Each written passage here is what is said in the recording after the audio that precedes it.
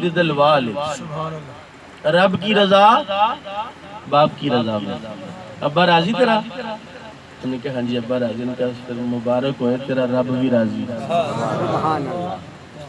میں کہا یار ابا تے تنگ ہے آج کل، بڑھی میری نے بھی کوئی گل کر لی سی تے ابا ناراض ہو جاتا، میں بھی آکھنا بھی چل ابا جان دے بڑھی ہے تیرا کو مقابلہ چلا، 100 چھتر مار اس کے سر پر، اس کا باپ ناراض ہے۔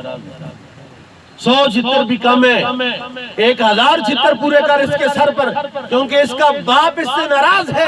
اور تیرے نبی کا فرمان ہے کہ رب کی رضا باپ کی رضا میں ہے، اور رب کی ناراضگی باپ کی ناراضگی میں ہے۔ تہجد بھی پڑھتا ہے، صلاۃ الاوابین اور اشراق اور چاشت بھی پڑھتا ہے، 50 نمازیں بھی پڑھتا ہے۔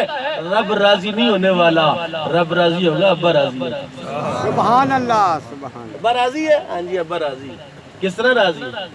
انہوں نے کہا راضی ہوں، کپڑے بھی ٹائم نہ لے آ کے دینے، روٹی شوٹی بھی دینے، اور کی کریے مرضی ہونا بے واسطے۔ میں آپ کو بتاتا ابا راضی کرنے کا آسان نسخہ۔ اکثر لوگ ہمارے اہل سنت جماعت ہے نا، پیروں کی بڑی عزت کرتے ہیں، الحمدللہ کرنی بھی چاہیے۔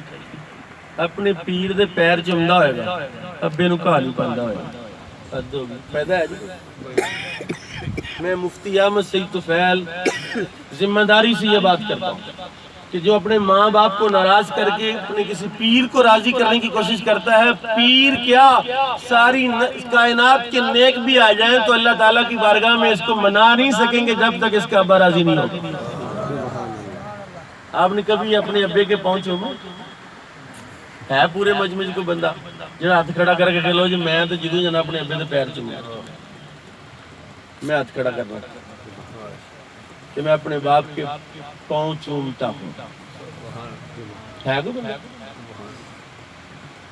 یہی بات بتانی تھی، یہی بات سمجھانی کہ نیکی میں اور انا کا نام نہیں، نیکی میں کو مٹانے کا نام۔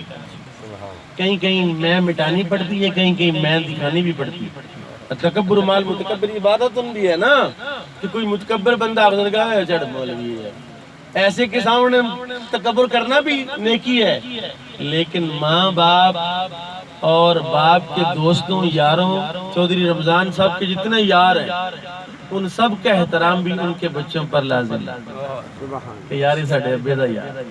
اللہ تعالیٰ مجھے اور آپ کو اپنے ماں باپ کو راضی رکھ کے رب کو راضی کرنے کی